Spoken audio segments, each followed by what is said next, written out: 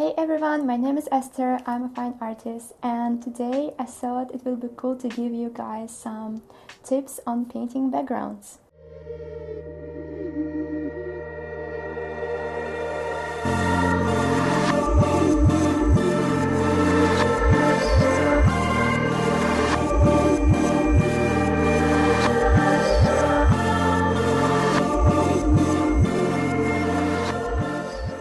So it might be especially helpful for beginners and basically for everyone who is just starting with art and don't know what to do behind the main scene or the main object.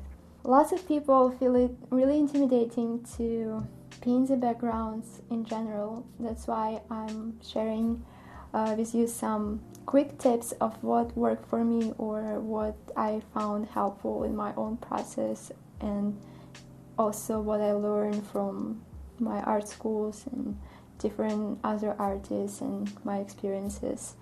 So the main thing, or what you really want, is you want your background to support your main composition.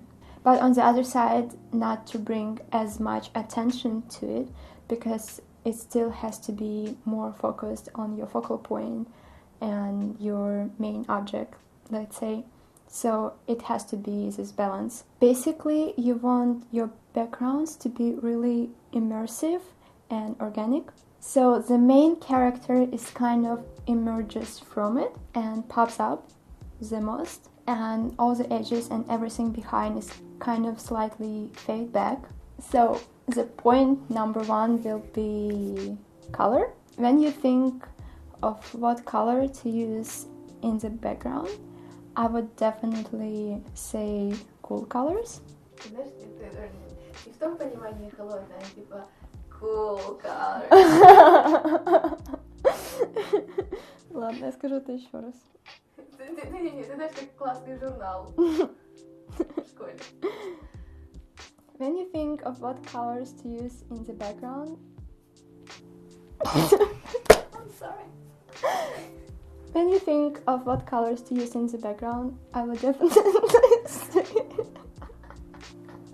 Я тебя все сбила, прости, пожалуйста. cool colors. Cool colors. Or compliments on the cool side. Cool side.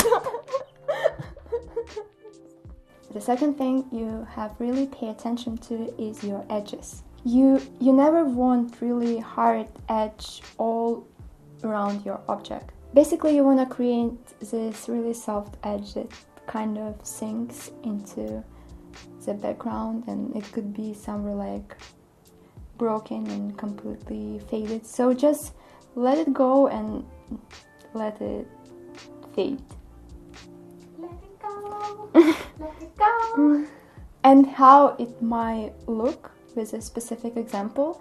Let's say you're painting a portrait, so you really focus on the face and you want to capture an expression, and that's where your focal point is, and it's where you want to draw all the attention of the viewer. So then don't outline the shoulders, and because it's further away than the actual face. So if the edge will be broken somewhere and just like slightly fading back, it will like already create this atmospheric perspective, which is really good, and bring more attention to the actual expression.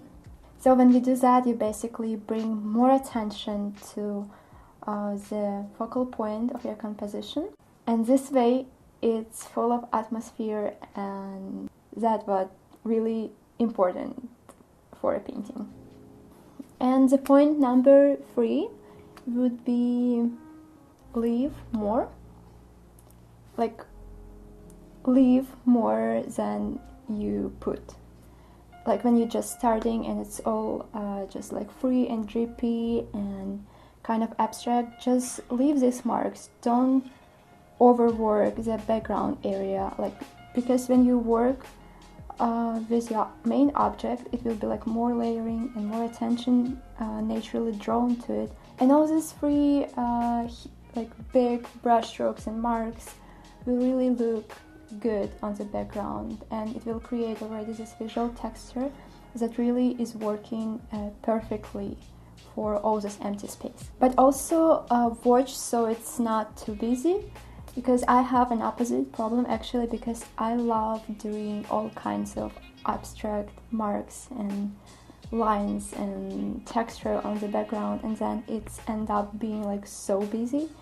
So I have to learn actually to leave more of the resting space. So balance is really important here, because you want to underpainting and all the abstract stuff is showing on the background, but you don't want it to be so many colors or so busy. You want it kind of still be on this cool fading side, so it's highlights still the main object and it's not taking as much attention as your focal point.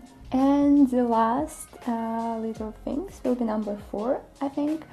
It's use color accents. And color accents is actually this really bright, interesting color marks that have to be intentional. Actually, it's not just random colors in the background, but it's intentional, so it's makes your eye travel in the painting in kind of scheduled way, like you basically make a way for the eye of the viewer to travel through your painting. So what you do with these color accents, as the eye travels through the painting, you kind of still want to point and end this journey and this way of the eye to rest on the focal point.